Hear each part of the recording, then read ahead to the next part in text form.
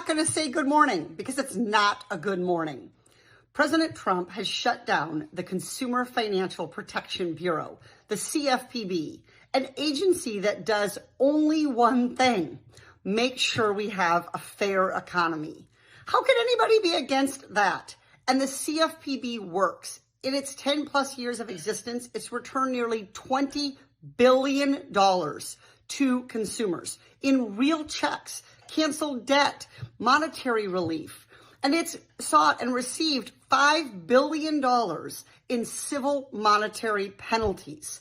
This is an agency that helps businesses who play by the rules not get disadvantaged by those who cheat. And it helps consumers do business by making sure that we're not going to get scammed when we go to buy a house or take out a student loan. Another day, another action from the MAGA White House that targets regular Americans' shot at fairness and prosperity for the sake of these billionaires. President Trump's arguments is completely specious here. He seems to be suggesting that the CFPB is somehow out of control.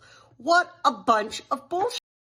In fact, it's in 2021 to 2024, years where Democrats were in charge under President Biden, the Consumer Financial Protection Bureau filed 20 to 30 enforcement actions a year. And each of those only came after careful investigation and efforts to try to get the company to just follow the law. Democrats like Katie Porter are giving fact and easily researchable history behind the Consumer Financial Protection Bureau, while MAGA Republicans are arguing against it with zero facts or reality.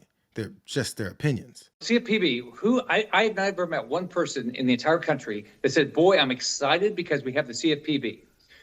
So it's just money to go harass Americans. They've harassed Floridians. It's just money to harass them. And guess what? Trump is doing the right thing. I mean, he's done so many things, but shutting down the CFPB would be it'd be unbelievably important to help build our economy. So I'm on a bill with Ted Cruz, who's the lead on it, to get rid of it. It's the benefit of lazy politics that's fueled by a group of supporters that refuse to discover a factually based reason for their beliefs. If the guy that they vowed to follow says it, they believe it with an aggressive and closed-minded energy. Listen again to Rick Scott's argument against the CFPB and try to identify where he cites provable facts behind his statements. I've never met one person in the entire country that said, boy, I'm excited because we have the CFPB. So it's just money to go harass Americans. They've harassed Floridians. It's just money to harass them. And guess what? Trump is doing the right thing. I mean, he's done so many things, but shutting down the CFPB would be it'd be unbelievably important to help build our economy. So he's never met anyone that's ever said they love the CFPB. Nothing provable about that empty point. He never cites a specific example of the agency simply harassing Americans. Which Americans and how? If it's so devastating, why didn't he follow up with specific cases? And finally, he said shutting it down would be unbelievably important to help build our economy. Again, what would eliminating it do to build our economy to help everyday citizens that it's been protected by?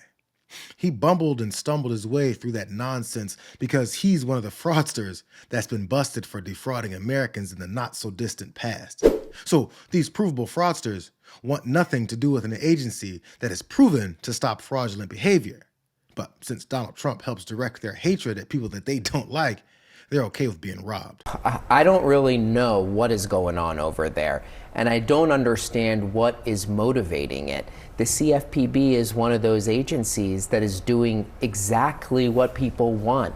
It was formed to help stop a repeat of the mortgage crisis that we saw in 2008. So I hope that people will see this is an agency that is really about serving people without a political agenda. The former director of the CFPB is stating the facts. And if anyone wants to dispute it, where's the oppositional evidence? For every person who wants to buy a home without getting scammed, this fight is your fight. For every family that doesn't want to get put out on the street in an illegal foreclosure, this is your fight. For every student who wants to borrow money to go to school without getting defrauded, this is your fight. For every member of our military who doesn't want to get trapped by some sleazy payday lenders, say it with me, this is your fight. For every person who borrows money to buy a car and doesn't want to get trapped in the fine print, this is your fight. For every American who doesn't want to see Wall Street crash our economy again, this is your fight. Oh, and for every American who doesn't want some weird Elon Musk suck up searching through your personal private data, this is your fight. If anyone that opposes what Senator Warren said about the usefulness of the CFPB, they can easily say it for the country to hear. As a matter of fact, the president himself had the opportunity. So see if you can hear anything that even touches on the subject of this agency. Yeah, Pocahontas, the faker. That was set up to destroy people. She used that as her little personal agency to go around and destroy people. And she's a fake. Just like she said she was an Indian, and she wasn't an Indian. You have more Indian blood in you than she has. She went to college based on the fact that she was an Indian. She got jobs based on the fact that she was an Indian. She's a fake. That was set up to destroy some very good people, and it worked. I mean, it worked. A lot of great people. I'll tell you, before I ever heard the term, people would come up to me in the Midwest and areas and say, "Sir, I'm being destroyed by them." They use that to destroy people. She's a nasty woman. She's a really nasty woman, despite her phony beer commercial. That empty, racist, and wildly idiotic response is enough for a large number of Americans to decide that facts don't matter because their guy can repeatedly call the people telling the truth a name.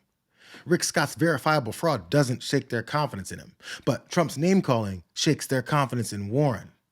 I'd say that they're only getting what they deserve, but these types of moves will harm all of us. When banks and financial companies are cheating you, the CFPB goes after them and gets the money that you were owed and gives it back to you. In fact, over the past decade or so, they've recouped $20 billion in money that was essentially stolen from consumers by unscrupulous financial companies. They've gone after some of the biggest companies out there like Capital One, and now they don't exist.